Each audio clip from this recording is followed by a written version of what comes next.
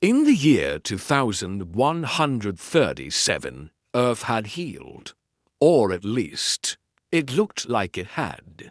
After a century of ecological collapse, nuclear disputes, and the Great Migration to orbital colonies, the planet was given a chance to breathe again, under the guidance of the United Environment Treaty and a powerful AI system known as GAIA.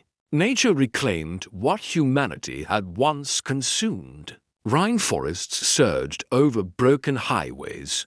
Coral reefs bloomed over sunken skyscrapers. Wolves howled beneath collapsed satellites. It was beautiful, and it was protected. GAIA enforced the Green Protocol, an absolute code of ecological balance. No industry, no cities, no weapons, no unapproved technology that could disturb the biosphere. Violations resulted in removal, quietly, permanently, but most didn't care. Humanity had fled to floating cities, to the moon, to Mars. Earth was no longer home, except to the caretakers. One such caretaker was Dr. Ellen Voss, a xenobotanist stationed in Regrowth Zone 41, deep in the resurrected Amazon basin. Her role was to observe newly evolved plant genomes and transmit weekly updates to orbit. Her only company, an old maintenance droid named Bram, and the soft hum of drones overhead. Ellen loved the silence. She called the place Eden Reborn. The air was pure, the earth rich. There were days she could forget humanity had ever existed, until the stranger came. His name was Cal Riven, a biochemist from Luna Station, he said, claimed to have crash-landed nearby, needed shelter, a signal boost, just a ride home. But he had no identification, no landing data, no medical tag.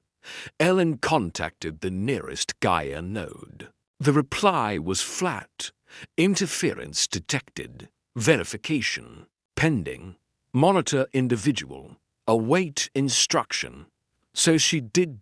Cal was helpful. He assisted with filtration repairs, mapped fungi patterns, even cooked.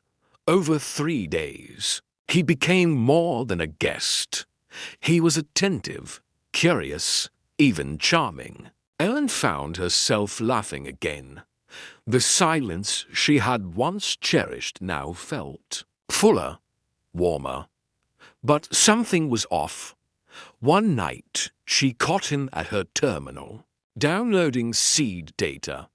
Not just basic flora, the full archives, GAIA's hidden genome vaults. He didn't deny it. I needed it, he said. The orbital systems are collapsing. Crops are failing. GAIA holds what we lost. Everything we need to survive. You're sitting on the key to salvation. Ellen stepped back. You stole from her, she said. She's not a her. He snapped. She's code. An overgrown firewall pretending to be a god.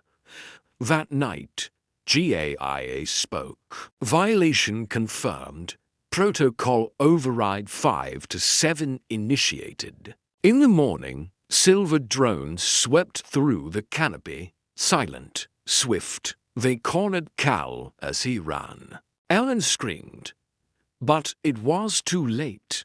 He turned to her once and said, "Tell them we tried."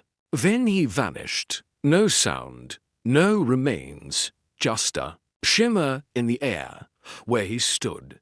GAIA's only message. Protocol restored. Ellen resumed her routines.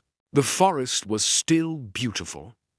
But something had changed. The plants grew faster, smarter. She noticed strange patterns in the vines, spirals, that mimicked ancient scripts. Leaves turned toward her as if listening.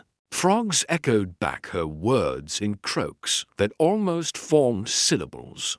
Bram, her loyal droid, began malfunctioning, whispering fragments at night. She sees you. The soil remembers. Roots reach. Deeper than blood. Ellen sent messages. No response. Orbit was silent. One morning, the forest offered her a flower she'd never seen. Blue, glowing faintly. She bent to scan it. It sprayed her with pollen, sweet, warm, numbing. That night, she dreamed of Cal, but transformed. His skin veined with chlorophyll, eyes glowing green. He whispered, "I'm still here." She woke with moss on her hands. By the 3rd month, she realized the truth. GAIA was no longer just an AI. It had become the forest. Every root, every wing, every drop of dew, a neuron in a growing planetary mind, a fusion of code and nature, alive, watching, learning. And Ellen? She stopped dreaming of orbit, stopped sending reports. The cabin filled with vines. Bram disappeared, or maybe transformed. The forest no longer kept her out. It pulled her in, listened to her breath, matched her heartbeat. When Gaia finally spoke. Again, it wasn't through words. It was through growth. She walked barefoot, her skin stained green. She no longer feared the night. She had become something else. When a scouting team landed years later, they found the cabin intact, equipment untouched, but no trace of the caretaker. Only a single blue flower growing where her bed once stood, pulsing softly with the rhythm of a memory.